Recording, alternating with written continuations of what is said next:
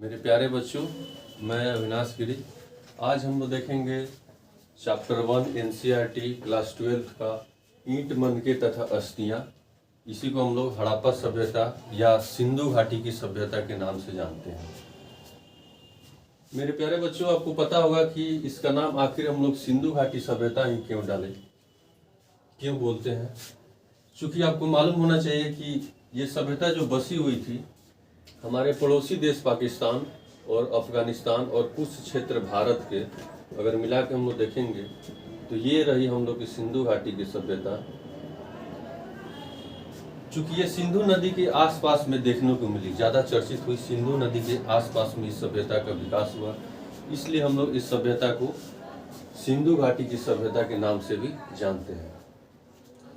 मेरा उम्मीद है कि यहाँ तक आप सबको क्लियर होगा। उसके आगे हम लोग देखेंगे कि ये क्षेत्र जो भारत में हम लोग को खुदाई के दौरान मिला, इस क्षेत्र में हम लोग पंजाब प्रांत, गुजरात प्रांत और कुछ मध्य प्रदेश के प्रांत और राजस्थान प्रांत में हम लोग अभी तक जो भी साक्ष्य मिले हैं उन चुनिंदा राज्यों के बीच में हम लोग देखते हैं। भविष्य में हो सकता है कि और भी खुदाई हो और भी स्थान की हम लोग परिचित हो। इसके आगे हम लोग देखेंगे कि आखिर इस सभ्यता के मुख्य बिंदु क्या थी, इसके मुख्य विषय क्या क्या थे और इनकी क्या क्या जीवन शैलियाँ थी और क्या क्या इनके व्यवसाय थे इत्यादि के बारे में हम लोग जानेंगे। जैसा कि आप लोग के चैप्टर में पहला पॉइंट में आरंभ लिखा गया है, दूसरा में निर्वाह के तरीके हैं तथा 2.1 जो है कृषि प्रौद्योगिकी के बारे में जानकारी दी गई है। तो हम लोग एनसीईआरटी बुक को फॉलो करते हुए और उसी के अनुसार हम लोग सीरियल वाइज, टॉपिक वाइज आगे की तरफ धीरे धीरे आसानी से और एकदम तरीकेबद्ध, क्रमबद्ध से पढ़ते चलेंगे। आप लोग की कोई भी दिक्कत होगी, कोई भी प्रॉब्लम होगा समझने में तो आप कमेंट कीजिएगा, उसमें हम चाहेंगे कि सुधार करें। आगे देखेंगे आरंभ, इसकी आरंभ यानी कि शुरुआत कैसे हुई। आरंभ हम लोग देखेंगे तो हड़प्पा सभ्यता के जो व्यक्ति थे वो कृषि, पशुपालन तथा शिल्पकारी, ये तीनों चीज से भली भांति परिचित थे।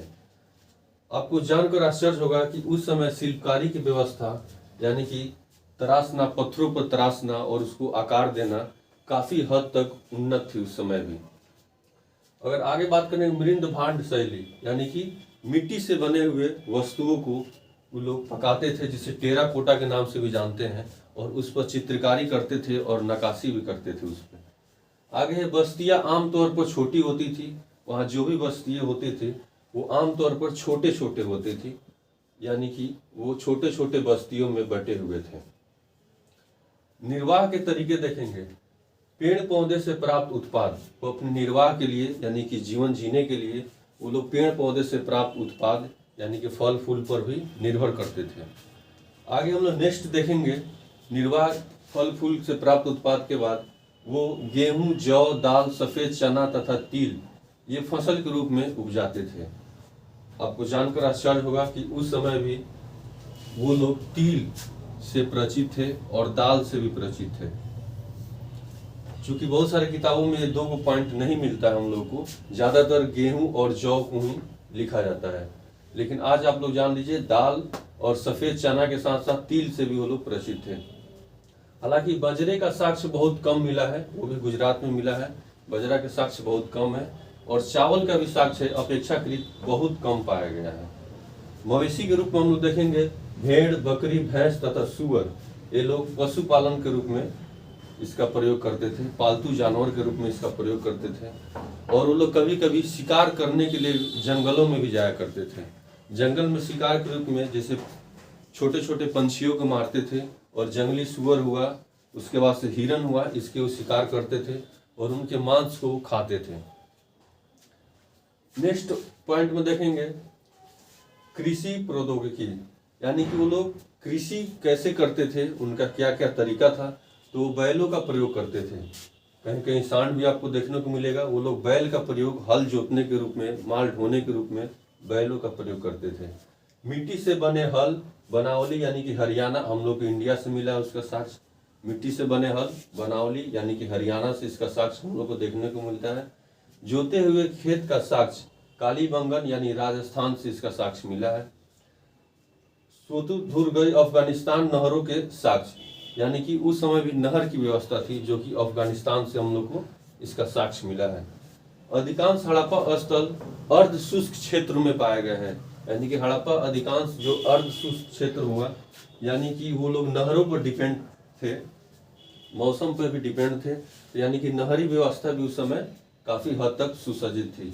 अधिकांश हड़प्पा स्थल अर्ध शुष्क क्षेत्र में स्थित थे तथा लकड़ी के हथों का प्रयोग औजार के रूप में करते थे।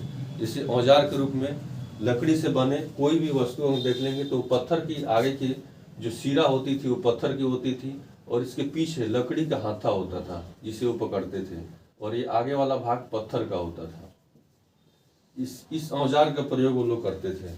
इसका प्रयोग काफी हद तक जैसे शिकार करने के रूप में, किसी चीज को काटने के रूप में, या मांस को भूनने के रूप में, या शिकारी के रूप में इसका वो लोग प्रयोग करते थे। कृषि के रूप में भी इसका काफी हद तक प्रयोग देखने को मिला है। थोड़ी सी हम लोग जानकारी लेंगे। भारत में अगर देखेंगे तो 1875 ईस्वी में भारत में 1875 ईस्वी में खुदाई के दौरान इस सभ्यता को, हड़प्पा सभ्यता की हम लोग परिचित हुए। कनिंघम साहब ने, बोला जाता है कि भारत में कनिंघम साहब को पुरातत्व स्थलों के जनक माना जाता है। कनिंघम साहब, चूंकि उस समय ब्रिटिश रूल थी, इसलिए 1875 में कनिंघम साहब के द्वारा ही ये पहली बार देखने को मिला है। ठीक उसके बाद में हम लोग देखेंगे तो 1921 में भी ये खुदाई के अनुसार इसके जगह जगह साक्ष्य मिले। क्योंकि उस समय ब्रिटिश गवर्नमेंट के समय रेल लाइन बिछाए जाते थे, तो उस खुदाई में इस सभ्यता को हम लोग देखें। क्योंकि ये समय जब खुदाई में सामने आए तो बड़े बड़े पत्थर निकलते थे सीली ईंट के रूप में, तो काफ़ी गांव के आसपास के लोग चुरा कर इसको ले जाने लगे। तो फिर ये बात जब कनिंघम साहब को, ब्रिटिश सरकार को जब पता चली, तो फिर इस विषय के बारे में वो आए और जांच पड़ताल किए। तब ये देखने को मिला कि वाकई में कुछ अजीबा चीज़ है। इसकी जांच पड़ताल हुई तो पता चला कि इसके अंदर एक बहुत पुरानी सभ्यता दबी हुई है। हालांकि इस सभ्यता से पहले चीन, मेसोपोटामिया, मिस्र की सभ्यता, चीन की सभ्यता, मिस्र की सभ्यता पुरानी सभ्यता के रूप में मानी जाती थी। इसके पहले ये दोनों सभ्यता पुरानी सभ्यता के रूप में मानी जाती थी। लेकिन जब ये हड़प्पा सभ्यता सामने उभर के आया तो दुनिया के सबसे पुराना शहरी सभ्यता यानी कि हड़प्पा सभ्यता को कहा जाता है। मेरे प्यारे बच्चों, अगर देखा जाए तो ये इतनी पुरानी सभ्यता होने के बावजूद भी कुछ बहुत खास चीजें जो आपको आश्चर्य कर सकती है जानकर। उस समय भी श्रृंगार के रूप में महिलाएं लिपस्टिक का भी प्रयोग करती थी, जो कि बहुत पुराने साक्ष्य। बटम का प्रयोग होता था, सुई धागे का प्रयोग होता था। उसके बाद देखा जाए तो इन लोग अनाज के लिए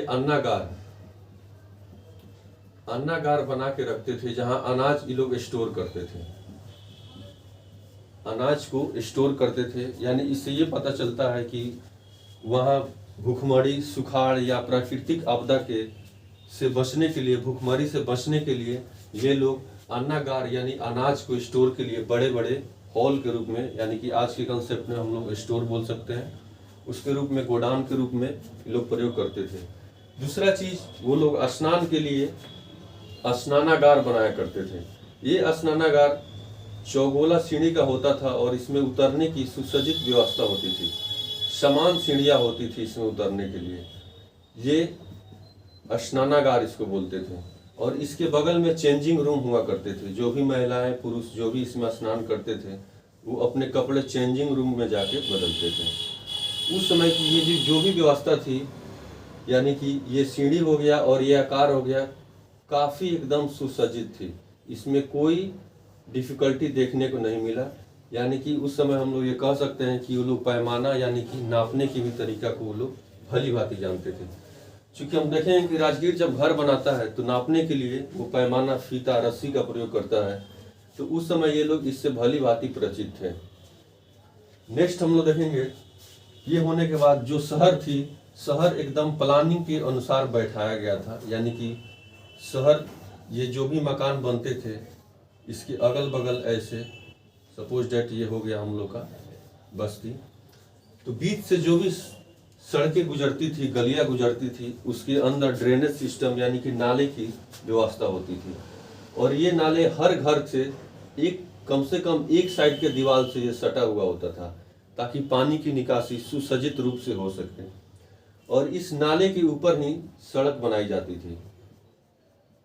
दूसरा बात, जो भी ये घर होते थे, इसके दरवाजे सड़क की तरफ न खुलकर ये अपोजिट साइड यानी कि पीछे की तरफ खुलते थे।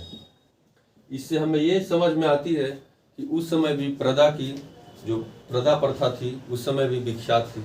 क्योंकि प्रदा प्रथा नहीं रहता तो ये लोग खुलेआम रोड की साइड अपने दरवाजा बना सकते थे, लेकिन ऐसा नहीं था। तो इससे ये भी पता चलता है कि उस समय भी प्रदा की व्यवस्था थी। दूसरा बात, ये ड्रेनेज सिस्टम आगे जब जाती थी तो एक समकोण पर ये काटती थी, और यहाँ बीच में काफी गहराई तक एक हौज के रूप में बनाया जाता था, जिसमें जो भी बस्तियों की कचड़ी आते थे वो इसमें स्टोर हो जाते थे, और बाद में इसे बालू मिट्टी को बाहर में निकालकर इसकी सफाइया की जाती थी। ताकि ये कह सकते हैं कि नगरीय व्यवस्था थी तो एकदम नगर की तरह प्लानिंग किया हुआ था। आज के शहरों में अगर देखा जाए तो अधिकांश थोड़ी सी बारिश में ही शहर पानी पानी हो जाता है, खास करके पटना की बात करें हम तो। लेकिन उस समय देखिए काफी पुरानी सभ्यता होने के बावजूद भी यहाँ ये सब सिस्टम देखने को मिलता है। इस सभ्यता की बात करें तो हम लोग एनसीईआरटी के बुक के अनुसार अगर फॉलो करें तो ये सभ्यता मानी जाती है लगभग 2600 ईसा पूर्व से 1900 ईसा पूर्व तक। आप सोच सकते हैं ये 2022 चल रहा है, यानी 20वीं सदी में हम लोग 21वीं सदी में आ गए हैं। तो ये सभ्यता लगभग 5000 पुरानी सभ्यता है। 5000 साल पहले ये इतनी सुसज्जित व्यवस्था थी। सोच के आप लोग विचार करेंगे कि उस समय कितनी उन्नत व्यवस्था थी। चूंकि ये शहरी व्यवस्था थी, पूरा ऑटोमेटिक शहर की तरह इस शहर को, इस सभ्यता को बसाया गया था। आगे कहा जाता है कि इसके बाद ये सभ्यता इतनी पुरानी होने के बावजूद भी ये लोग पूरी तरह कृषि पर डिपेंड नहीं थे। ये लोग व्यापार भी करते थे अपने अड़ोसी पड़ोसी देशों के साथ। ये लोग व्यापार का भी चलन था उस समय। और वो लोग मुद्रा के रूप में टेराकोटा नामक मोहर आता है, उस मोहर का प्रयोग करता था। इस पर कुछ न कुछ मोहर के रूप में लिखी हुई रहती थी। वो लिखा हुआ चीज़ हम लोग आज तक नहीं पढ़ पाए। हो सकता है कि साइंस डेवलप हो और इस चीज़ को हम लोग पढ़ पाए, लेकिन अभी तक ऐसा नहीं हुआ है। आगे कहीं कहीं हम लोग को चित्रात्मक के रूप में हम लोग को मिलता है कोई भी चीज़। जैसे मान लीजिए ये मोहर हो गया, इस मोहर पर किसी जानवर का या किसी व्यक्ति का फोटो बनाया हुआ रहता था, और उसके ऊपर किसी न किसी आकार के रूप में उरेका हुआ रहता था। तो ये जो उरेका हुआ चीज़ है, यही लिखी हुई भाषा है उस समय की, जो भी भाषाएं रही होगी, तो लिखी हुई, जिसको हम लोग आज तक नहीं पढ़ पाए। क्योंकि इस चित्र को देख कर हम लोग समझ पाते थे कि किस जानवर का चित्र है, किस जंतु का चित्र है। इसलिए हम लोग इस सभ्यता को चित्रात्मक सभ्यता के नाम से भी जानते हैं। क्योंकि अभी तक इसको हम लोग पढ़ नहीं पाए, इसलिए चित्र के आधार पर हम लोग इसको बांटते हैं। इसलिए हड़प्पा सभ्यता को चित्रात्मक सभ्यता के नाम से भी जानते हैं। आगे हम लोग देखेंगे, ये अफगानिस्तान पाकिस्तान क्षेत्र में अभी भी आप लोग जाएंगे तो अभी तो भारत में बहुत जगह इसकी खुदाई चल रही है, लेकिन हमारे पाकिस्तान पड़ोसी देश है, इस पे ये खर्च नहीं करता है और इसका अस्तित्व अभी तक वैसा ही है, आगे की तरफ नहीं बढ़ा हुआ है। लेकिन भारत में बहुत जगह आज भी खुदाई चल रही है, पहले भी चलती थी। हो सकता है कि आगे हम लोग देश में विभिन्न राज्यों में इसकी साक्ष्य देखने को मिले। उसके बारे में किताब में अपडेट होगी तो हम लोग जानकारी लेंगे।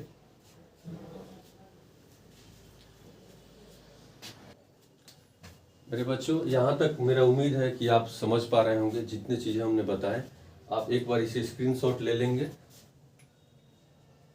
चलिए ठीक है, आगे हम लोग फिर नेक्स्ट वीडियो में देखेंगे इसका पार्ट 2। अगर आपको अच्छा लगा हो तो आप दूसरे से बताएं, कुछ इसमें कमी रह गई हो तो आप हमसे बताएं, और इस वीडियो को लाइक, शेयर और सब्सक्राइब करना ना भूलें। Thank you so much.